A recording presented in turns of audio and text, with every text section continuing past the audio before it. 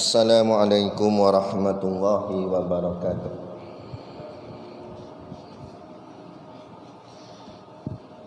Ila hadrati sayyidina wa habibina wa syafi'ina Muhammadin sallallahu alaihi wasallam wa ila arwahi abaihi wa ikhwanihi minal anbiya'i wal mursalin salawatullahi wa salamuhu alaihi wa alaihim ajma'in wa ala ali kulli wa sahabati wal qarabati wa tabi'in wa tabi'it tabi'in bi ihsanin ila yaumiddin wa ila arwahi walidina wa muallimina wa zawil huquqi alaina ajma'in wa khususan ila hadrati Syekh Ali bin Abdurrahman Al-Kelantani bisiril Fatihah.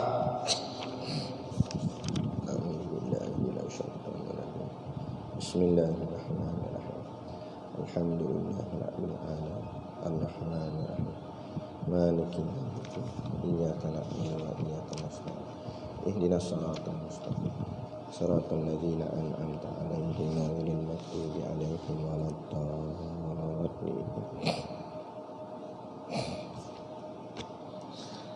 Bismillahirrahmanirrahim.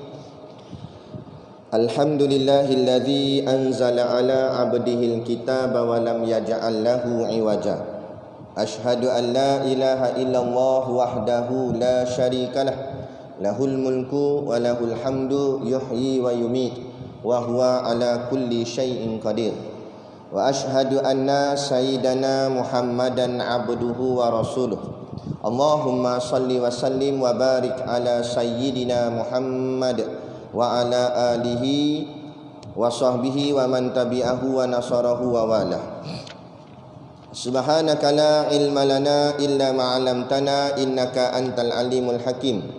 Rabbi shrah li sadri wa yassir li amri wahlul 'uqdatam min lisani yafqahu qawli wa la haula wa la quwwata illa billahil aliyil azim. Amma ba'd. Alhamdulillah, kita sama-sama panjatkan syukur kehadраtillah Subhanahu wa taala yang dengan limpah dan kurnianya diizin oleh Allah Subhanahu wa taala kepada kita pada malam ini untuk sama-sama kita mempelajari ilmu-ilmu agama Allah yang juga dinamakan oleh baginda Nabi sallallahu alaihi wasallam akan dengan panggilan Riyadul Jannah, yakni taman-taman syurga. Maka harap-harapnya di dunia lagi Allah sudah izinkan kita berada di dalam taman-taman syurga, maka harapnya nanti di hari akhirat Allah izinkan kita berada di dalam syurga yang sebenar, syurga yang hakiki, insya-Allah. Amin ya rabbal alamin.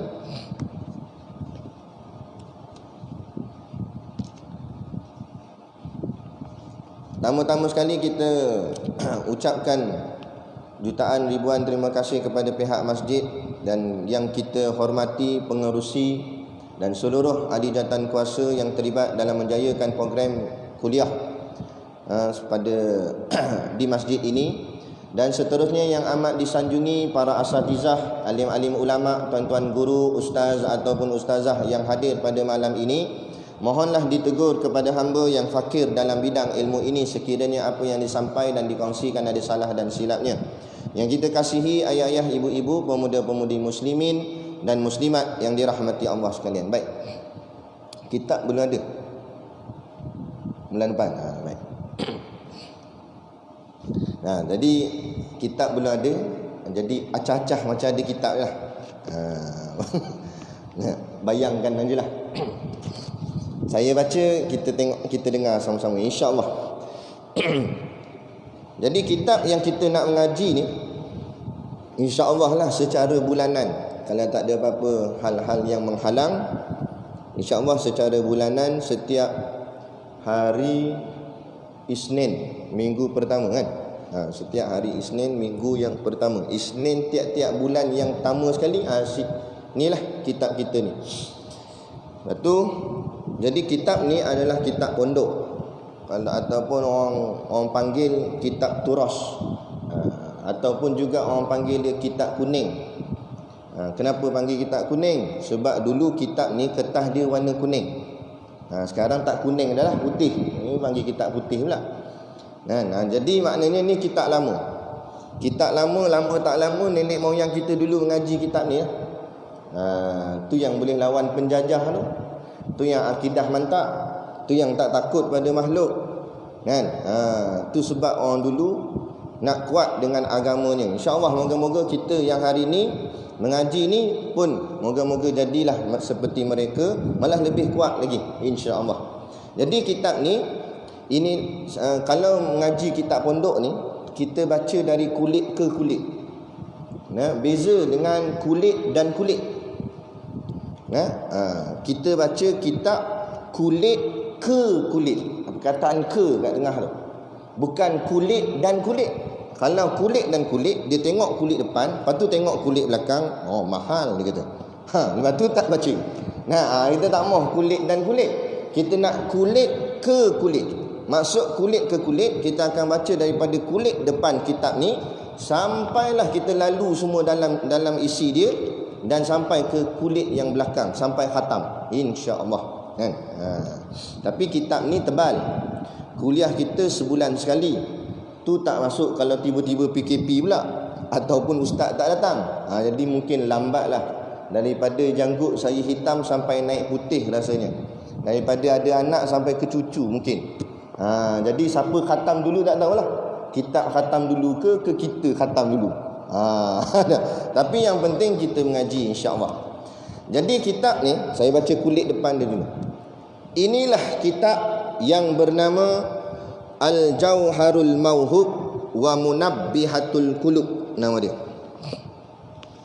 Nama kitab ni Al-Jauharul Mauhub wa Munabbihatul Qulub. Yang makna dia Al-Jauhar itu maknanya permata. Al-Mauhub yakni pemberian yang indah.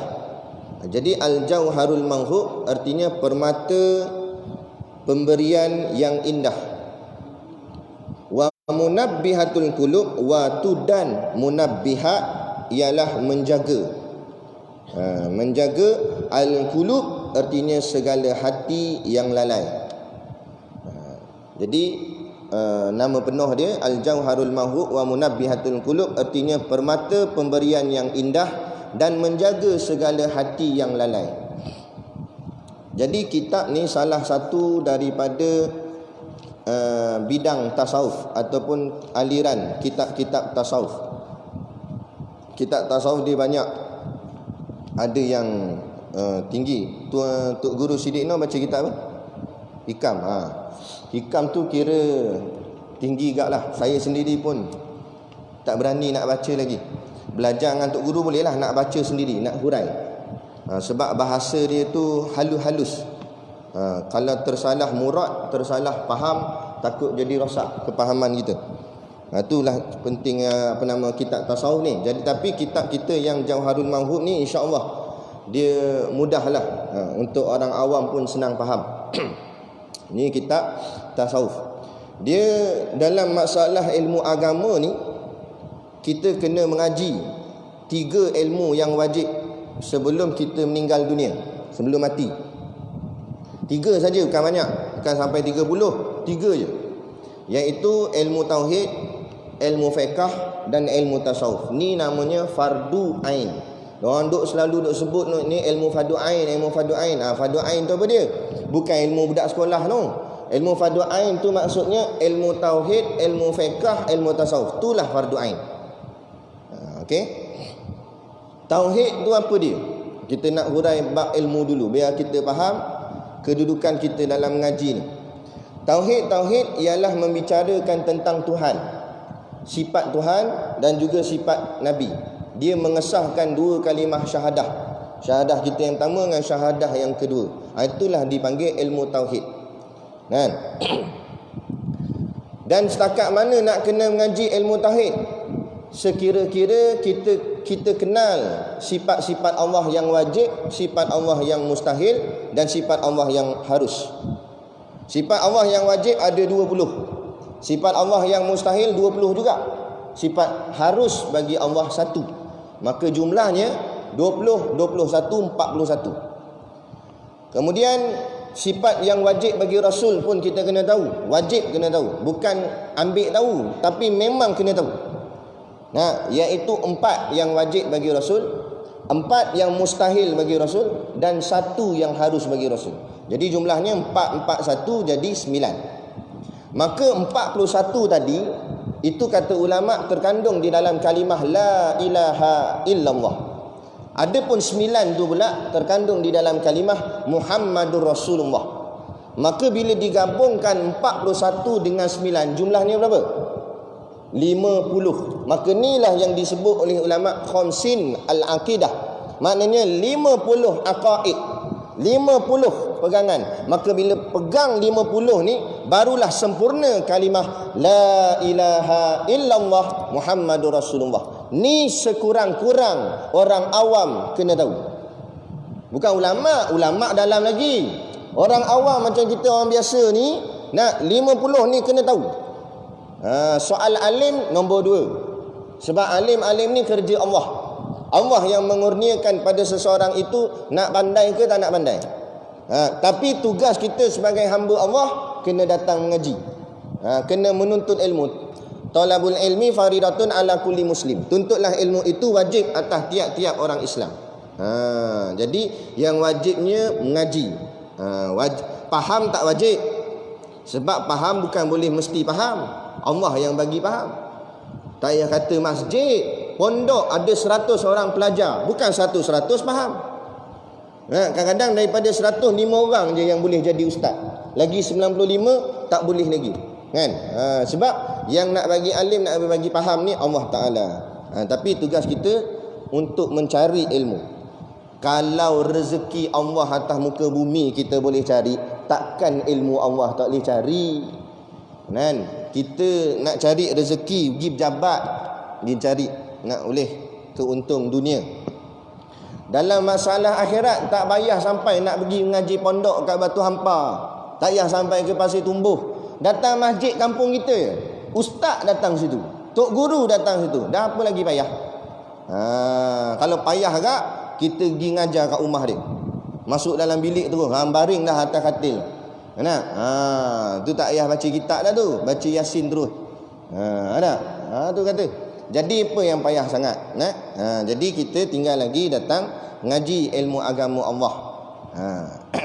Kerana kalau tak mengaji ni jadi apa? Wa yasla sa'ira, kata Allah, akan dibakar dalam neraka sa'ir. Sebab apa mereka ni kena bakar dalam neraka? Innahu kana fi ahlihi masrura.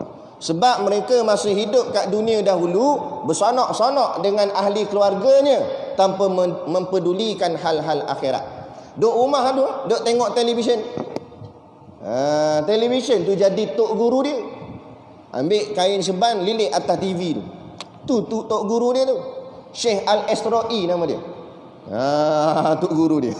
Nah, apa saya kata jadi tok guru dia? Dia ambil ilmu dari situ lah. Sebab tu hari ni kita tengok nikah kahwin, orang kahwin ikut cara Islam ke ikut cara barat? Ikut cara barat. Apa ikut cara barat? Dalam TV aja, drama TV aja awak gini pakai pengantin lelaki, pakai baju Melayu boleh tahan kira. Tak nak pakai jubah pun, tak apalah, adat Melayu. Ni pakai botai, kot dengan botai. Tak apalah, memanglah kata tutup aurat. Tapi apa kena mengena kita Melayu Islam kan gitu? Sekali tu dijemput datang makan kenduri. Saya datang makan kenduri. Kita ingat waiter. Kita panggil lah, saya pengantin. Pengantin rupanya. Pakai botai. Botai ni selalu waiter lah dekat hotel. Nampak? Dia kata. Apa lagi bagian pengantin lelaki, bagian pengantin perempuan ni dedah ni, nampak dada ni. Salah kenduri kita pergi.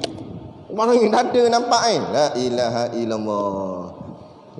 Tok Kadi bau kematian bini. Tengok pengantin perempuan nampak dada gini. Meleleh helio.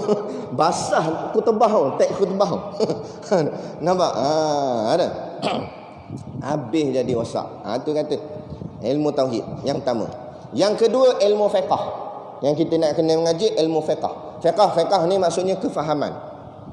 Bila akidah kita dah faham, Allah tu Tuhan kita, Muhammad tu Rasul kita, maka sebagai bukti kefahaman kita mesti ada tingkah lakunya.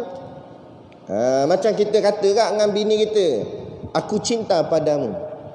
Bini kita tanya pula, tapi ni masa hari pertama kahwin. Masuk 10 tahun tak tanya dah ini. Nah, dia kata wang terbiak nak mampu Nah, tapi masa mula-mula kahwin gini lah. Aku cinta padamu. Bini tanya pula, apa buktinya? Lautan api sanggup ku renangi. Hey. Lautan api ni benda api neraka. Sanggup renang api neraka. Kan? Tapi nak ceritanya dia nak buktikan bahawa dia cinta, mesti ada buktinya. Buktinya dia beli bunga ke, bagi hadiah ke. Mana tak? Nak ambil hati dia. Kan? Jadi kita sama juga. Bila kita sebut aku mencintai Allah, aku taat pada Allah, aku mencintai Rasulullah, jangan cakap saja kok mulut. Mana buktinya? Maka pembuktian itulah termasuk dalam ilmu fiqh, dalam hal-hal ibadat. Bukti kita taat kepada Allah, bukti kita kasih pada Allah, kita sambam muka kita atas tanah. Maknanya kita sujud menyembah dia, semayang. Ibadat tu sebagai pembuktian. Wa mimma razaqnahum yunfikun, kata Allah. Dan belanjakanlah sebahagian dari rezeki yang kami berikan kepada kamu. Sebagai bukti kita yakin rezeki ini daripada Allah, maka kita berikan pula apa yang kita milik ke jalan Allah dalam bentuk derma. Itu semua adalah bukti. Segala ibadat, derma, nak pergi haji umrah ke apa ke, sembelihan korban. Korban tu lagi sebagai bukti yang besar. Kita sanggup korbankan duit kita, seekor lembu lah, katalah contoh beli seekor lembu 4,000 5,000, ataupun ambil satu bahagian 650 atau 700, korbankan duit kita kerana Allah.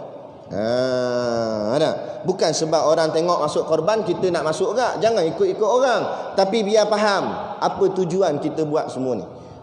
Bila faham tujuan, barulah buatnya dengan ikhlas dan beroleh pahala yang sangat besar di sisi Allah. Itu ilmu fiqh yang kedua. Yang ketiga, ilmu tasawuf. Ini yang kita nak mengaji daripada kitab kita ni, ilmu tasawuf. Tadi ilmu fiqh tadi setakat mana nak kena mengaji, Ustaz? Sekadar kata ulama, kita boleh mengesahkan ibadat kita. Kita semayang, kemudian berlakulah apa-apa ke, Allah uji kita, kita tahu sah ke batal, kita boleh tahu tanpa tanya orang. Itu baru nama orang mengaji. Kul hal yastawil ladzina ya'lamuna wal ladzina la ya'lamun. Katakanlah wahai Muhammad, adakah sama orang mengaji dengan orang tak mengaji? Tak sama. Tadi kita semayang, alhamdulillah masjid besar, sah pun panjang. Ni sebab jarak 1 meter sampai kat 5-6 sam. Bayangkan kalau jarak 5 meter. Nampak sampai tangga. Aduh. Nak mana kata ramai, alhamdulillah. Ramai-ramai kita semayang tadi ni, adakah pahala kita semua sama? Tak sama. Kenapa tak sama? Sebab lain-lain faham. Ada orang dia semayang dengan kefahaman yang tinggi. Dia tahu semayang ni, dia tahu mana rukun wajib, mana sunat dan sebagainya, maka semayang dia pahala dia besar. Ada orang semayang setengah aja dia tahu, maka setengah agak pahala dia. Ada orang semayang sikit aja dia tahu dalam bab semayang ni, dia tak gerti sangat. Kan? Banyak ikut orang aja, pahala pun sikit. Ada orang langsung tak tahu, main ikut saja. Jadi kita jangan ikut-ikut. Berapa lama nak main ikut-ikut? Sekarang kita bukan ikut-ikut, tapi kita ikut ilmu. Kita mengaji. Yang bila tak mengaji inilah akhirnya jadi ikut-ikutan. Itu yang timbul macam-macam mazhab. Tahu tuan-tuan? Mazhab teleng nama dia. Tahu? Pernah jumpa mazhab teleng? Asal tahiyat akhir kepala dia sengit. Dia bantai lek. Sengit kepala. Ambil mana kepala sengit ni? Cuba bagi tahu saya, kitab mana kata disunatkan bila tahiyat akhir disengitkan kepala? Dan lebih afdal kalau kepala tu diletak di atas bahu kawan sebelah. Ada? Tapi benda ni, kes ni, daripada Johor Bahru sampai Kanga, duk pakat buat tu. Asal tahiyat akhir, sengit sikit boleh tahan kira, sengit sangat. Kita duk fahamkan kepala dia sakit agaknya. Tapi habis sembahyang elok tegak kan. Nampak? Sebab tak mengaji, tengok orang buat, kita buatlah. Kali 7 keturunan buat benda tu tanpa memahaminya. Apakah itu dipanggil satu benda yang kena buat ke atau apa ke? Itu okey lagi. Satu lagi panggil mazhab Jepun. Tahu mazhab Jepun? Tahiyat akhir tak? Bila nak bagi salam, dia hangguk kepala dia. Assalamualaikum. Dia hangguk. Kopiah pakai longgar, sebab kepala besar dah. Ni kopiah lama. Longgar kopiah. Sekali hangguk campak depan tu. Terkejut tu imam. Nampak? Apa aja hangguk? Ambil mana hangguk? Mana ada kena hangguk? Dalam kitab sebut sunat melihat tempat sujud, bukan hangguk. Jadi kepala kita tegak, kita bagi salam tadi, Assalamualaikum warahmatullahi. Bila kita pandang depan balik, kadang-kadang kepala kita tengah tegak ke depan. Jadi kata ulama, sunat melihat tempat sujud. Kita pun tundukkan sikit kepala sebab nak tengok tempat sujud. Jadi sunat. Itu sebenarnya. Jadi bukan hangguk. Jadi bila tengok tak payahlah kuat sangat. Gini sudahlah tengok. Ini as-salam. Nampak? Ambil mana tahu? Sebab apa? Sebab tidak mengaji. Itu Allah tanya, sama ke orang mengaji dengan orang tak mengaji? Situ saja tak sama dah. Kan? Ada. Baik, itu ilmu fiqh. Jadi sekira-kira kita belajar, kita tahu sah tak sah, batal tak batal, boleh tak boleh. Tengah-tengah semayang, cicak gaduh kat atas. Kan? Cicak gaduh. Cicak satu lawan cicak juang. Nampak? Gaduh-gaduh jatuh tahi. Jatuh tahi, jatuh atas ni. Dia buh kain lidak ginilah, jatuh gini. Dia pun jeling tengok, cicak, tahi cicak dia kata. Jadi dia tak tahu boleh lagi semayang ke tak boleh. Ni ada tahi cicak. Lah kali dia buat fatwa dia sendiri. Dia buat hukum dia sendiri. Tak apa kot tahi cicak, sebab tahi cicak kecil, bukan tahi orang. Kalau tahi orang dia besar. Dia pun teruskan semayang. Jadi macam mana semayang? Tak tahu. Sebab tu kena mengaji. Itu lagi ada satu lagi kes semayang asar. Tok imam terlupa tahiyat awal. Elaun lambat masuk, tu yang terlupa tu. Bukan tu imam sini lah, tempat lain. Terlupa tahiyat awal, bangkit terus Allahu Akbar, terus diri. Jadi makmum ni sebut salah. Ada yang makmum ni ikut terus tu sebab dia pun lupa juga. Dia pun tak tahu apa-apa. Dia pun khayal gitu je. Ada makmum yang jenis peka sikit, tahiyat awal ni. Dia pun subhanallah, tegur. Dia bajet dia pandai tu. Apa punya tu imam tahiyat awal tak buat. Tu imam apa yang tak kena? Tu imam duk fikir kain pelekat koyak ke apa. Dia pun apa? Tak koyak kata elok. Nampak? Tegur lagi makmum belakang. Subhanallah. Kali kedua tu imam senyap tu. Sampai kali tiga subhanallah. Marah tu makmum tu. Mana dia marah tu? Hoi, maksudnya macam itulah dia tegur. Lah kali tu imam mutoleh belakang. Apa dia? Habis jadi semayang. Ada satu tempat tu taklah dia toleh apa dia, tapi tu imam turun balik. Dia dah berdiri dah. Untuk makmum tegur belakang. Subhanallah, tahiyat awal woi. Makmum tegur. Tu imam pun Allah duduk balik. Jadi kira macam mana? Mana boleh, tak sah, batal. Tahiyat awal itu hukumnya sunat. Bila meninggalkan perkara sunat di dalam solat, tak boleh patah balik. Yang kena patah balik ni kalau meninggalkan rukun.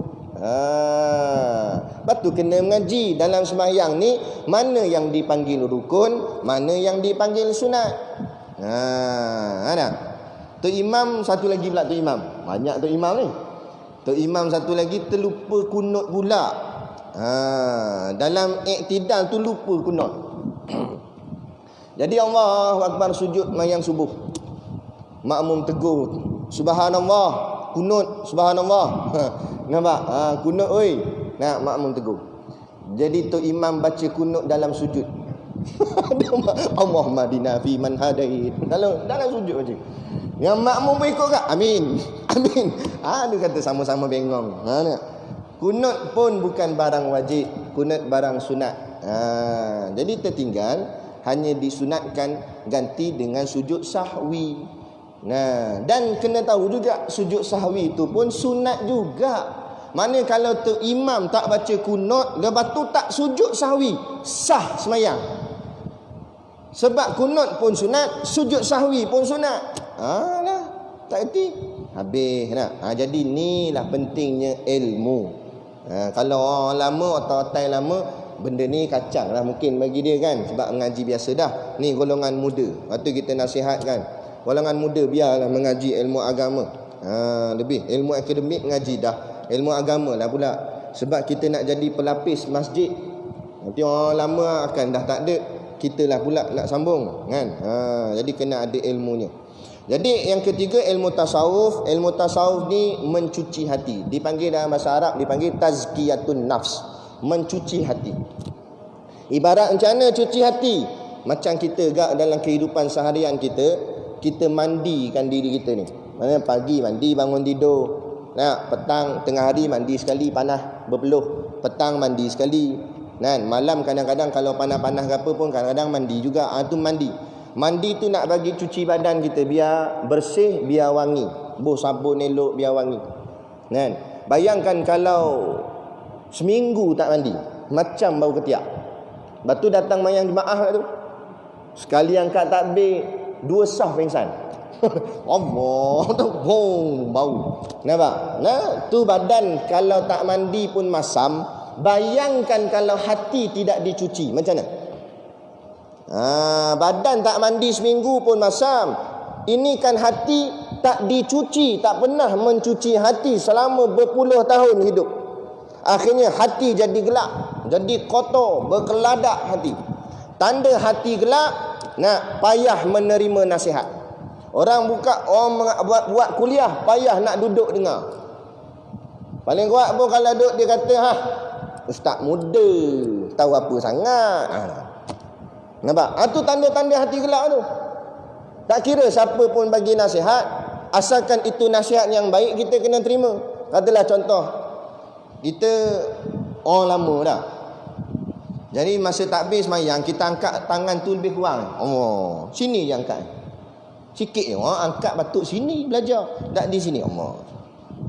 Itu. Dia kalau yang angkat sikit ni tu muslimat, bang. Muslimat dia angkat macam ni dia. Dia kepit tangan dia. Jadi kalau nampak ada mana-mana orang lelaki yang angkat tangan macam ni, cakap dia kak belakang kak muslimat. Tengok ni misai. Penuh. Kok mana ya? Ada. Nah, lelaki ni tiba-tiba dia angkat gini. Lepas tu ada budak sekolah agama darjah 6, dak kecil je darjah 6. Pakai samping warna hijau tu lah, sekolah agama. Dia kata, Pak cik, saya belajar kat sekolah, ustaz ajar angkat tangan tu kat sini, kat telinga. Pandai nak tegur aku Nah, siapa makan garam dulu? Dia main buah garam. Beli garam sekilo, tonyoh atas muka dia. Nak garam sangat. Biarlah walaupun yang tegur tu budak, walau bau dah jahanam, tapi dia tegur tu betul lah. Betul, kita ambil, terima. Tapi bila hati seseorang tu keras, hatinya gelap, payah nak menerima nasihat. Kan? Dia jadi kerah kepala, degil, dipanggil bodoh sombong. Dalam bodoh sombong pula tu. Jadi inilah tujuan kita belajar tasawuf, untuk mengetuk hati kita yang keras. Kan? Dia dalam masa zaman Nabi ada 2 orang sahabat yang paling rapat dengan Rasulullah, Sayyidina Abu Bakar dan Sayyidina Umar. Sayyidina Abu Bakar kalau zikir pelan-pelan. Sir, dipanggil zikir sir. Kan? Subhanallah. La ilaha illallah, la ilaha illallah. Pelan. Tapi kalau main dengan Sayyidina Umar kuat. La ilaha illallah, la ilaha illallah. Sayyidina Umar kuat. Kemudian sahabat-sahabat lain perhatilah, tengok 2 orang sahabat yang rapat dengan Nabi ni. Jadi sahabat-sahabat lain pun tanya, wahai Abu Bakar, kenapa kamu zikir pelan? Kata Sayyidina Abu Bakar, Allah bukan pekak, kita nak zikir kuat-kuat. Nak kita cakap dalam hati pun Allah dengar dah. Kan? Kata Sayyidina Abu Bakar. Bila tengok Sayyidina Umar zikir kuat, sahabat tanya Sayyidina Umar, "Hei Umar, kenapa mu zikir kuat-kuat? Allah bukan pekak." Kata Sayyidina Umar, memanglah aku tak kata Tuhan bekak. Lepas tu kenapa hang zikir kuat? Aku zikir kuat sebab nak ketuk hati aku. Hati aku ni kerah. Lepas tu kalau kita tengok dari segi sirah Sayyidina Umar, dia jenis orang yang dulu sebelum dia Islam pun memang dia jenis yang kerah. Kan? Jadi dia kata aku nak ketuk hati aku ni. Hati aku kerah, sebab tu aku zikir kuat, dia kata. Bila sahabat bertemu dengan Rasulullah, sahabat tanya, "Ya Rasulullah, Sayyidina Abu Bakar zikirnya pelan. Atas hujah katanya Tuhan itu tidak pekak. Zikir Sayyidina Umar pula kuat. Atas hujahnya kata nak ketuk hati. Mana satu betul ya Rasulullah?" Rasulullah jawab, dua-dua betul. Maknanya bagi orang yang mungkin hatinya sudah lembut, memang dia dah berjinak-jinak dengan hal-hal agama, macam alim ulama, para wali, mereka memang zikir mereka pun kadang-kadang pelan, senyap gitu. Untuk tengok tok guru wali-wali Allah kan, senyap gitu ya. Pelan zikir dia. Tapi banyak zikir dia walaupun pelan gitu. Ada pun kita yang jenis kadang-kadang hati kita ni keras, ada masalah, ketuk hati kita dengan zikrullah. Biar pecah. Ibaratnya kalau dosa kita macam dinding yang sangat tebal, boleh ke kita ketuk dengan pelan-pelan? Walaupun pakai tukul besi dah, tapi ketuk tu slow. Gitu ya ketuk. Bila nak pecah? Penuh hayun kuat-kuat, pong bagi sebiji. Itu pun sekali hayun tak pecah lagi. Kena berkali-kali mengetuk hati kita yang keras. Kadang-kadang hati kita ni ada sombong, ada riak, ada takabur, ada ujub dan macam-macam penyakit. Ingat tuan-tuan, walaupun mungkin kita dah hijrah daripada duduk lepak kedai kopi dulu, sekarang dah mula datang main masjid dah, jadi ahli masjid dah. Baguslah dah main duduk masjid dengar kuliah. Dari segi bagus tu memang bagus, tapi hati-hati. Yang ni yang tasawuf nak ajar bahawa dalam kebaikan kita buat kadang-kadang ada perosaknya. Lepas tu kata guru kami, Tok Guru Siddiq Noh, dia kata ingat, dalam padi ada lalang, dalam lalang tak ada padi. Faham makna dia? Dalam kita buat benda baik ada benda jahat, dalam buat benda jahat mana ada benda baik. Orang tanam padi kan, kadang-kadang dalam jaga padi tu lalang naik. Lalang mana ada orang tanam, ada orang buat kebun lalang. Ni kebun lalang ni kata. Lama dah saya tanam lalang. Mana ada orang tanam lalang? Orang tak nak tanam lalang, tiba-tiba dia naik sendiri. Begitulah. Benda jahat ni mana ada orang nak sangat buat jahat, tapi kadang dia jahat tu datang. Dalam kita buat baik kadang-kadang ada terselit benda jahat. Tapi dalam buat benda jahat tak ada terselit benda baik. Ada ke? Dalam duduk tengah minum arak zikir. Subhanallah. Alhamdulillah wa la ilaha illallah. Togak arak. Lepas tu zikir. Mana ada? Kalau dah buat jahat memang jahat terus. Tapi dalam buat baik tu kadang-kadang ada jahat. Macam mana? Dia derma duit ke masjid. Katalah beli kipas helikopter ni ada duit lebih 40,000 ke apa, pak dia bagi masjid. Orang dia tengok, sampai terbang kain aku, kata. Hebat ni, siapa pasang ni? Aku? Terus nak tonjol diri.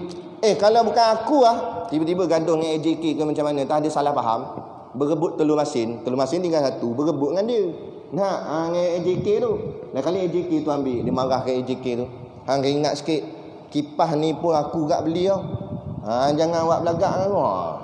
Ungkit. Rosak segala amalan.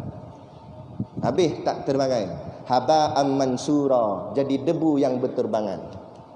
Padahal kalau buat ni, berapa banyak pahala Allah nak bagi. Allah, bayangkanlah. Selagi dia pusing, selagi orang pakai, berpuluh-puluh, tak tahulah berapa banyak Allah nak bagi. Allah yang maha kaya bagi pahala. Tiba-tiba mengungkit. Riak, takabur, sombong dan sebagainya ada dalam hati. Akhirnya segala amalan yang hebat-hebat tadi tak jadi apa dah. Kosong gitu tadi. Sayang. Inilah nama dia ilmu tasawuf.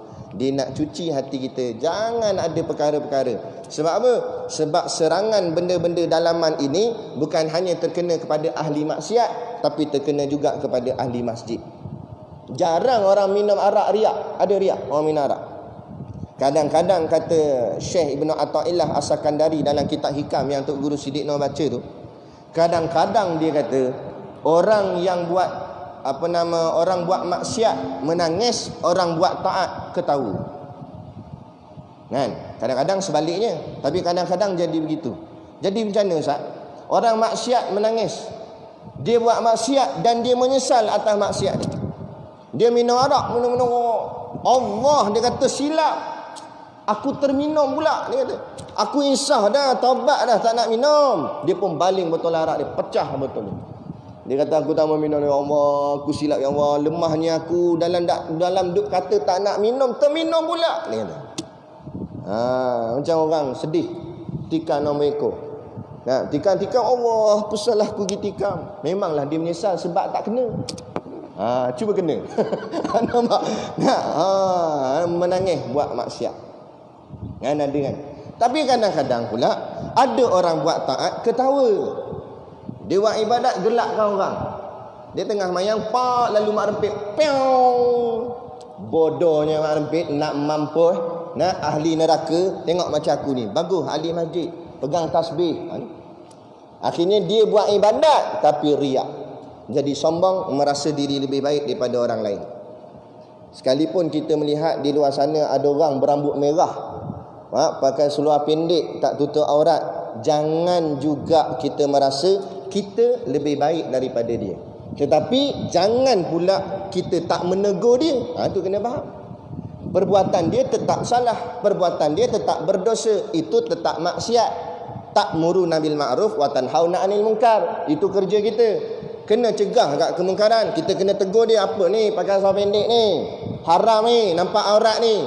Kita tegur, tetap tegur, tapi hati kena jaga. Jangan sampai kita rasa kita lagi baik daripada dia. Itu tasawuf. Tindakan tetap kena buat. Nak berjuang tetap kena berjuang. Tegakkan syariat Islam, tegakkan hukum Allah di atas muka bumi. Kan?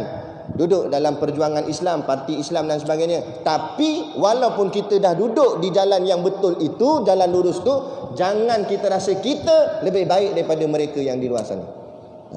Jangan rasa, hati tu jangan rasa begitu. Malah kita cuba upaya untuk tarik mereka kepada jalan kebaikan. Sebab itulah permusuhan yang lama boleh berbaik atas dasar apa? Atas dasar Islam. Kerana Islam, permusuhan boleh jadi baik. Tapi kalau atas dasar jawatan pangkat tak boleh, atas dasar dunia. Lepas tu kita kena faham, biar jelas perkara ni.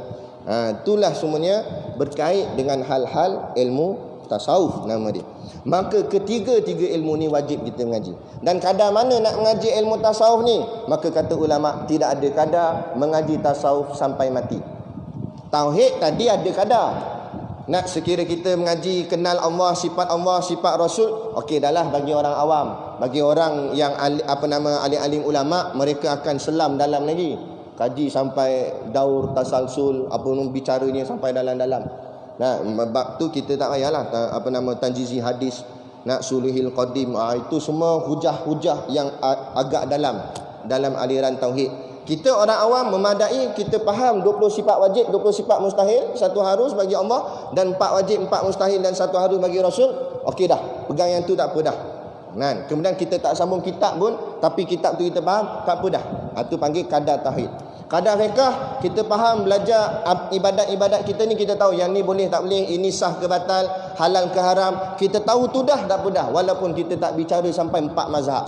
Bukan suruh ngaji sampai 4 mazhab. Satu mazhab pun kadang-kadang pening. Jadi madai situ dah ilmu fiqh. Tapi bila kait dengan ilmu tasawuf, kena mengaji sampai ke akhir hayat kita. Tidak ada stop, tidak ada takat, tidak ada kadar. Seperti mana pesanan Tok Guru Haji Hitam kepada Tok Guru Siddiq Noh. Tok Guru Siddiq Noh ni, guru dia Tok Guru Haji Hitam, Pondok Tanjung Bedil Al-Ustaz Kedah. Tok Guru Haji Hitam, tok guru dia Tok Kenali. Tok guru dia Syekh Wan Ahmad bin Muhammad Zain Al-Fatani, pengarang kitab Faridatul Faraid. Tu kesinambungan guru-guru kita ni. Jadi Tok Guru Haji Hitam dia pesan ke Tok Guru Siddiq Noh. Siddiq dia panggil, jangan biarkan seharimu berlalu tanpa baca kitab tasawuf. Sebab tu kalau kita tengok Tok Guru Siddiq Noh, dia pergi mana pun dia baca kitab tasawuf. Dia kata jangan biarkan harimu berlalu tanpa kamu baca kitab tasawuf. Kerana apa? Kerana tasawuf tu akan mencuci hatimu. Kerana hati kita ni berjalan sentiasa sampai kita mati esok. Hati ni akan berjalan, kadang-kadang elok, kadang-kadang tak elok. Jadi kena sentiasa cuci bagi elok. Macam kereta kita juga, sampai masa kena tukar minyak hitam. Mana boleh pakai tu ya? Kalau tidak habis jam lah enjin. Kalau kereta pun boleh jam dah orang, lebih lagi lah. Dalam duk seronok berbuat ibadat, tak sedar bahawa rupa-rupanya kita dah sombong dengan ibadat kita. Kita puasa sunat, tengok orang lain tak puasa, apa nak jadi? Puasa pun malas. Mula dah kita condemn orang lain, kita memperendah orang lain, kita tak sedar. Nampak? Jadi inilah ilmu tasawuf. dia nak tembak balik hati kita supaya jangan cakap gitu. Nah, ingat segala ibadatmu tu pun Allah yang kurnia, Allah yang tolong. Kalau Allah tak tolong, kamu tak boleh buat. Kita boleh bangkit tahajud, bangkit subuh. Ingat, bukan sebab kita set jam. Kalau Allah nak buat, kita set 10 jam. Siap seletik dengan telinga terus. Nak letak tepi ni jam. Nampak? Bagi ram bunyi loceng. Tak, kalau Allah kata tak bangun, takkan bangun. Pegang situ. Tiba-tiba jam apa pun tak ada set.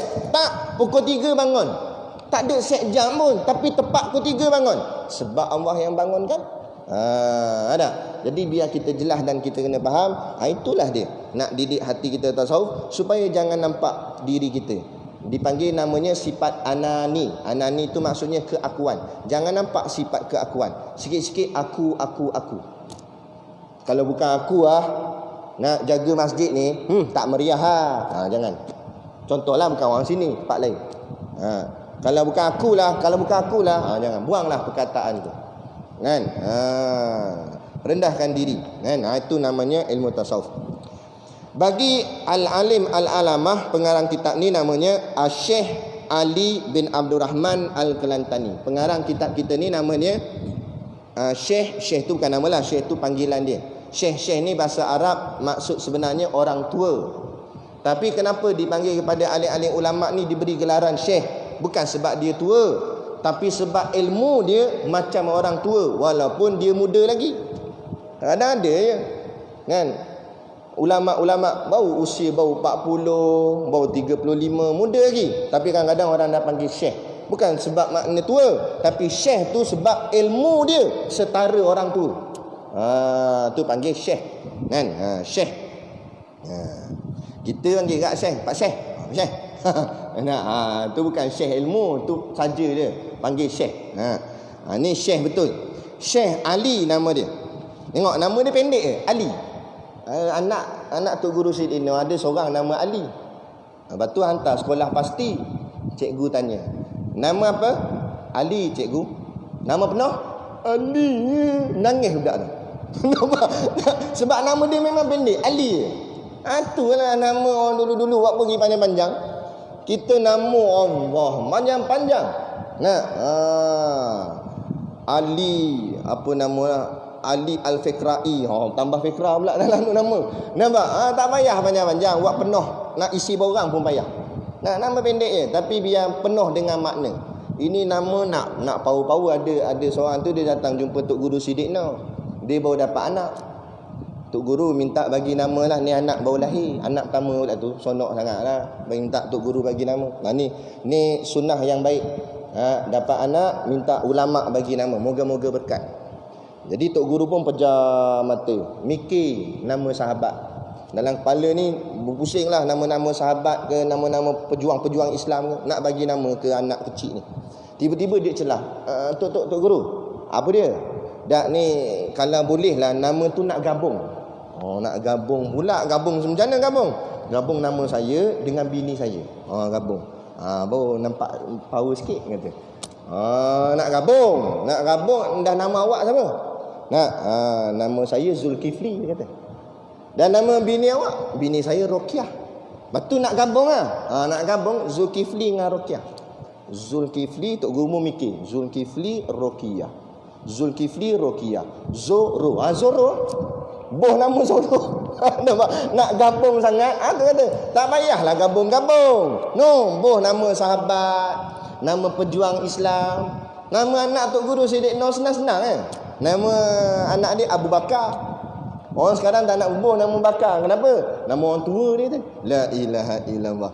Dan nama James Bond pun kalau tua-tua juga. Nama Abu Bakar, nama Umar, nama Ali, nama Osman, nama mudah nama Yahya. Pendek-pendek nama. Macam ni lah nama Syekh ni. Ali. Syekh Ali bin Abdul Rahman. Nama ayah dia. Al-Kelantani. Orangnya orang Kelantan. Dah tak ada dah, meninggal lama dah. Kemudian dia kata asbarallahu alaihi faidu ihsanuhu aridwan. Amin.